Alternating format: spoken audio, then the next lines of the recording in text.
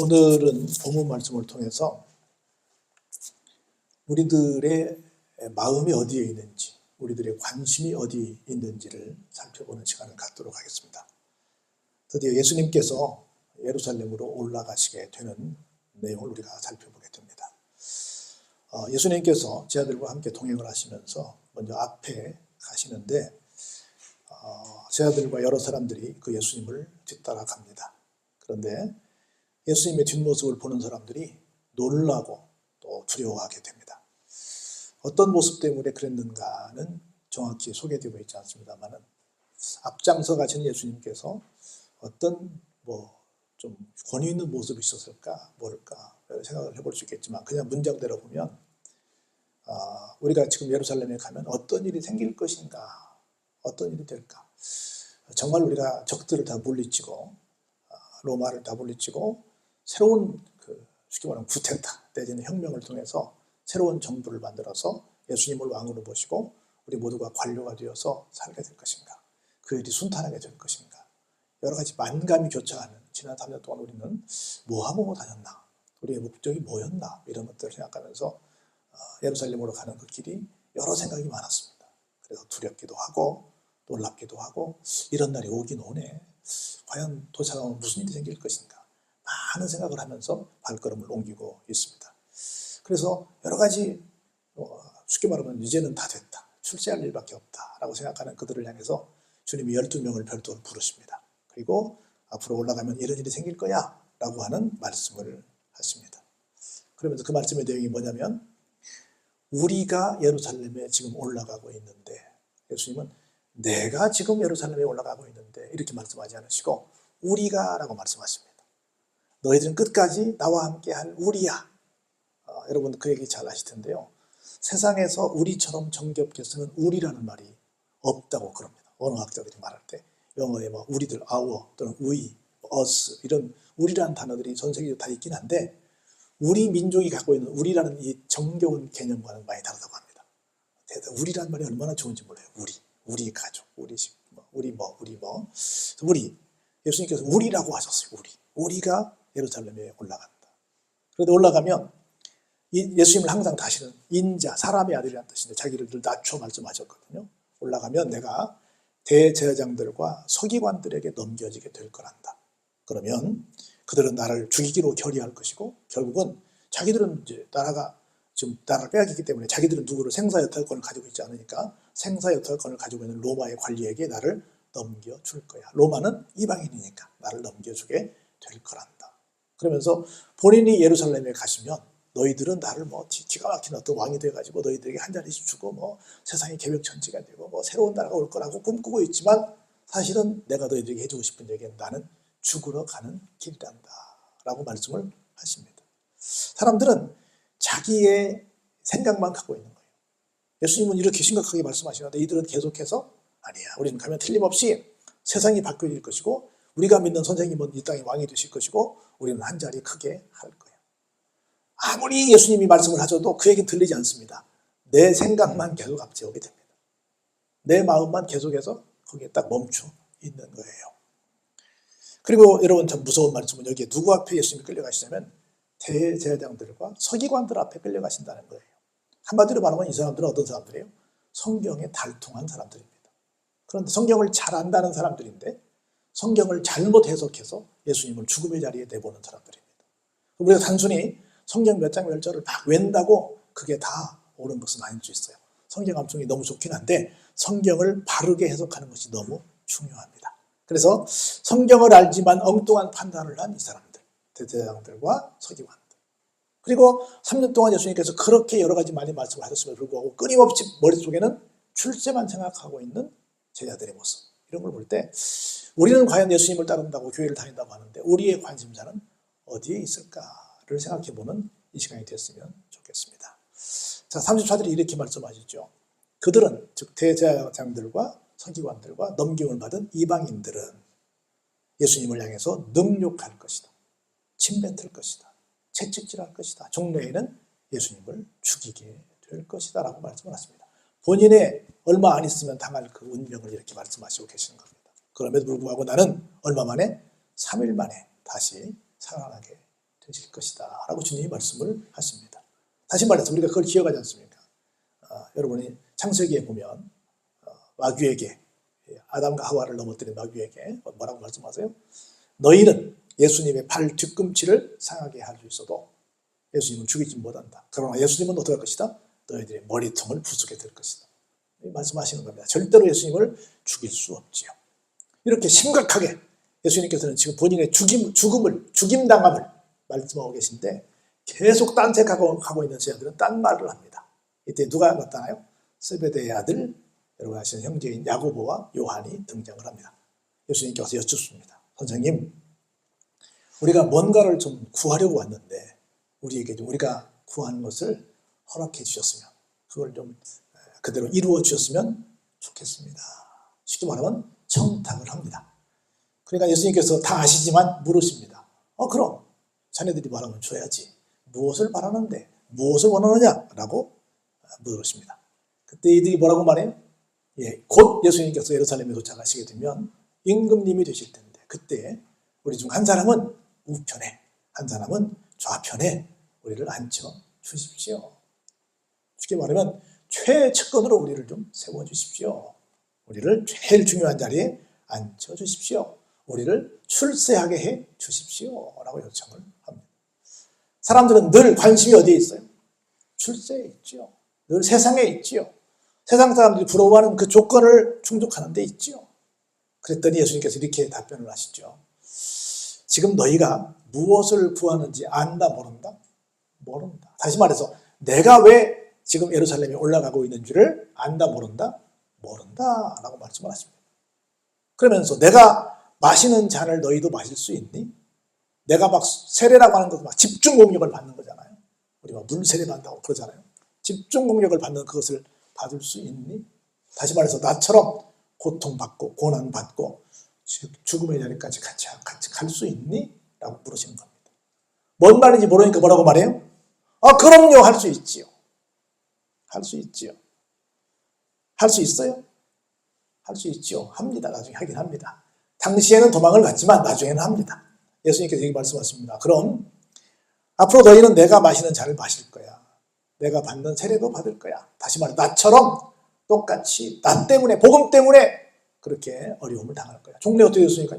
순교했으니까 할 거야 너희들은. 그런데 너희들이 나처럼 하지. 그럼 하지. 그런데 내 좌우편에 앉게 되는 것은 내 소관이 아니야. 누가 하세요? 하나님께서 보시고 어떻게 살았는가를 보고 하나님께서 보시고 하나님이 뭐 좌든 우든 아니면 그 다음 자리든 어디든 주실 거고 내 소관이 아니야 라고 말씀을 하십니다. 그래서 이렇게 대화를 쭉 했는데 이걸 누가 봤어요? 다른 제자들이 봤어요. 그럼 어떻게 합니까? 화를 내지요. 화를 낸다는 건 뭐예요? 자기들도 같은 마음이라는 거지. 먼저 말은 안 했지만 우리도 예수님께서 예루살렘에 올라가셔서 왕이 되시면 나도 예수님께서 주신 한 자리 차지하게 될 텐데 그때 가능하면 무슨 자리?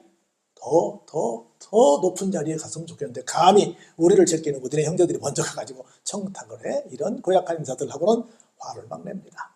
결국은 무슨 마음이에요? 같은 마음이죠. 같은 마음을 품고 있는 이것을 본 예수님께서 뭐라고 말씀하세요? 이렇게 예를 들어 말씀하십니다. 얘들아, 이방인의 집권자들이 이방인 중에 자기가 왕이 되면 자기 마음대로 장관이든 뭐든 세우지 않느냐? 그렇지 않습니까? 다 대통령이 추천하잖아요? 다 세우는 걸 너희가 아는데 그건 이방인들이 갖고 있는 문화고 나는 어떤 사람인 줄 아니? 너희들은 어떻게 되는 줄 아니? 너희들은 그렇지 않아. 같이 한번 읽어볼까요? 너희 중에 누구든지 크고자 하는 자는 너희를 섬기는 자가 되어야 한단다. 이방인과 같아요? 달라요? 너무 다르죠. 이방인은 군림하는 자들. 그런데 우리는 어떤 사람들? 섬기는 자들. 사실은 정상적인 나라에서도 모든 관리들은 뭐예요? 섬기는 자들이죠. 이 땅의 주인이 누군데요? 국민이죠. 그렇죠? 그리고 모든 관료들은 뭐예요? 국민을 섬기는 사람들이죠. 근데 거꾸로 되니까 세상이 어지럽죠. 거꾸로 되니까. 여러분 모든 공직자들은 국민을 섬기는 사람들입니다. 옛날에는 좀 이렇게 권위적이었지만 지금은 다 모든 관공서는 뭐 하는 곳이에요? 서비스 기관이에요. 국민들에게 어떻게 서비스를 할 것인가. 세상도 그렇게 되는데 하물며 하나님의 공동체인 교회가 하나님의 사람들은 어떻게 돼요? 더 그래야 되죠. 교회를 어떤 사람들은 뭐 목사님이 되면, 장로님이 되면, 무슨 권사님이 되면, 뭐가 되면 교회에서 군림하려고 하는 사람들이 있습니다. 교회는 군림하는 곳이 아니에요. 교회는 성도들의 삶의 자리를 어떻게 잘 살펴드릴까, 어떻게 연약한 지체들을 도와드릴까를 생각하는 공동체예요. 모든 공동체는 그 공동체 원들과 공동체의 원들이 누군가를 보살필 수 있는 어떤 사람들을 향해서 지대한 관심을 갖고 그들을 섬기기 위해서 있는 거지, 교회에서 어떤 사람들을 위해, 지역사회에서 어떤 사람들을 위해 군림하려고 있는 것이 아니에요. 교회는 누구든지 큰 사람이 되고자 하면 뭐 해야 돼요? 섬겨야 합니다. 예수님이 말씀하셨잖아요. 너희 중에 으뜸이 되고자 하는 자는 모든 사람이 뭐가 되어야 된다? 종이 되어야 한다. 종. 교회를 너무 잘못된 생각을 하는 사람도 있어요. 여러분 잠깐 이런 얘기 한번 해볼까요? 언제부터 기독교가 있었고, 언제부터 뭐 천주교가 있었고, 유대교가 있었고, 다 하나님 믿는 사람들인데 이런 얘기 하는 사람도 있을 거예요. 이걸 역사적으로 말하면 AD 한 4년 정도에 예수님이 태어나세요. 적어도. 왜냐면 예수님이 태어날 당시 왕이 누구였어요? 헤롯 왕이었잖아요. 근데 기원전 4년에 헤롯 왕이 죽어요. 그러니까 헤롯 왕이 죽기 전에 예수님이 태어나셨잖아요. 헤롯 왕이 죽기 전에 태어났으니까 동방박사들이 왔을 때 그 다 밑에 2살리 아이들 죽였잖아요. 그러니까 정확히 말하면 한 4년, 기원전 4년 내지 6년 정도에 예수님이 태어나시게 돼요. 이걸 후대 역사가들이 자료해석을 못해가지고 BC와 AD를 기원 1년으로 잡는 거예요. 우리는 그냥 1년에 예수님께서 태어나셨다고 생각하는 거야. 그렇죠? 그리고 나서 예수님께서 30년 동안은 집에서 계셨죠. 그리고 3년 동안 공생애를 하셨지 않습니까? 그때까지는 계속해서 예수님도 매번 때마다 성전에 가시고 이렇게 유대교인으로서 사신 거예요. 그때는 기독교, 유대교 이런 거 없었어요. 천주교 없었고 그냥 다 모두 하나님을 섬겼습니다. 그러다가 예수님께서 3년의 공생활을 마치시고 돌아가셨잖아요. 그리고는 한 30년 이후 어간에 사도들도 많이 죽어갔어요. 그러면서 뭐 좀 늦게까지 60년까지는 이제 외로워하신 것처럼 사도 요한이랄지 또는 바울에 의해서 쭉 되다가 예수님 시대가 지나고 제자 시대, 사도 시대가 지나고 그들의 제자들의 시대가 지나고 나고 나니까 이거 막 예수님에 대한 해석이 막 달라지는 거예요. 이것저것. 그리고 유대교하고 많이 부딪히는 거야. 그러다가 한 AD 90년 전에 얌리아라는 곳에서 유대교에서 모였어요. 야, 이거 끝까지 이 사람들이랑 함께 하나님을 믿는 공동체로 갈 수 있나? 갈 수 없을 것 같은데? 그러면서 AD 한 100년 되기 좀 전에, 한 10여 년 전에 얌리아 회의에서 유대교에서 기독교를 이단으로 그냥 우리가 같이 볼까? 잘라버린 거예요. 그러면서 계속해서 핍박이 이루어지는데 한 300년 정도까지 AD 313년에 콘스탄틴 대제가 기독교를 공인화하는데 그때까지 어마어마한 박해를 받아요. 근데 보세요. AD 313년에 기독교를 인정을 해줘요? 유대교를 인정해줘요? 어떻게 보면 유대교가 더 힘있는 기득권의 종교예요? 기독교가 더 힘있는 종교예요? 유대교가 더 힘있는 종교잖아요. 그런데 유대교가 아니고 기독교가 인정을 받아요. 왜 그랬을까? 왜 그랬을까요? 왜냐면 유대인들 그럼 여러분 뭐가 생각이 나세요? 택민이 생각나요. 택민. 우리만 선택받았어 라고 하는 자기 우월주의에 빠졌잖아요. 이방인들은 무시하고. 그런데 예수님께서 뭐라고 말씀하시냐면 아니야. 누구든지 주의 이름을 부르는 자는 구원을 받는다. 그러니까 이 당시에 철저한 계급사회에서 뭐 여러 가지 막 계층들이 많잖아요. 근데 다 무시하고 예수님께서 아니야. 누구나 다. 심지어 그들이 막 아주 좀 미안하지만 개처럼 취급하던 사마리아 사람도, 심지어 안디옥 교회들이 생기면서 이방인들도 막 이렇게 인정받는 상황이어서 유대인들의 입장에서는 우리만 택민인데, 우리만 택함받은 백성인데 이런 것이 인정이 안 되는 거라. 그래가지고 유대교인들은 자기들만의 어떤 주장을 하다가 결국은 이스라엘 사람들만의 종교로 끝나버린 거고, 모두가 다 예수만 믿으면 구원받는다라고 하는 얘기는 그 당시로 말하면 세계적인 종교가 되고 만 거예요. 똑같은 맥락인데 그 예수님이 오시기 전 500년 전에 인도에서 여러분이 아시는 부처님이 태어납니다. 근데 그 당시에는 여러분 아시겠지만 인도는 여러 종교들이 나왔는데 여러분이 잘 아시는 힌두교 또는 브라만교 이런 것들이 같이 나와요. 그리고 불교가 나중에 나옵니다. 근데 이 모든 것들은 인도는 무슨 나라예요? 계급사회의 나라잖아요. 카스트제도 계급사회의 나라인데 등장을 했단 말이죠. 근데 이 사람들은 계속 그렇게 계급적으로 뭔가 한다고 하는데 불교는 뭐가 나와는다? 뭐 어떻게 말을 해요? 누가 됐든 간에 득도하면, 누가 됐든 간에 깨달으면 전부 다 부처가 될 수 있다는 거예요. 그래, 그 당시에 계급사회에서 그 얘기하는 건 어때요? 굉장히 파격적이었죠. 모두의 평등을 말했으니까. 그래서 브라만교나 또는 힌두교는 그냥 인도의 종교로 끝나버렸지만 불교는 어때요? 세계적인 종교가 됐죠. 그랬죠? 사상이 그렇다는 거야. 누구만이 아니라는 거나 굉장한 누구에게나 다 길이 열렸다는 얘기를 한 거예요. 기독교의 정신도 불교의 정신도. 그런데 기독교인들이 자꾸 누군가를 이렇게 막 판을 짜가지고 이렇게 누군가를 막 폄하하고 싸우고 자기들끼리만 잘났다고 그러면 불교도 마찬가지고 안 된다는 거죠.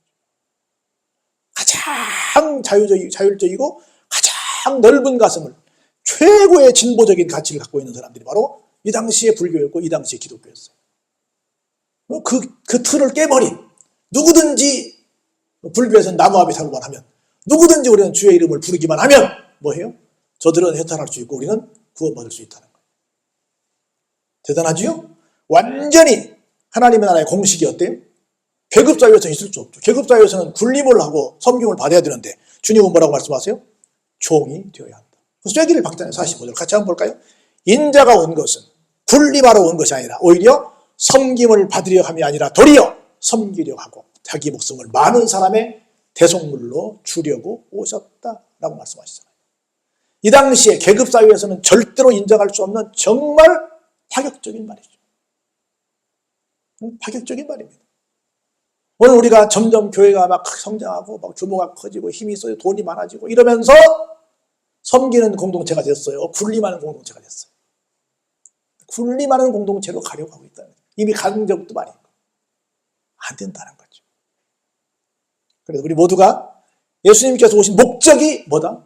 섬기러 오셨다는 걸 알고 우리는 항상 어떻게 하면 우리 서로를 섬길까? 어떻게 지역사회를 섬길까? 어떻게 이 나라의 민족을 섬길까?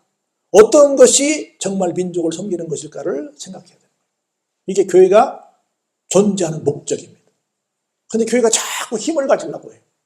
교회는 자꾸 힘을 빼야 됩니다. 우리 모든 걸 다 사회를 향해서 내놓아야 됩니다. 어떻게 하면 교회가 섬길까?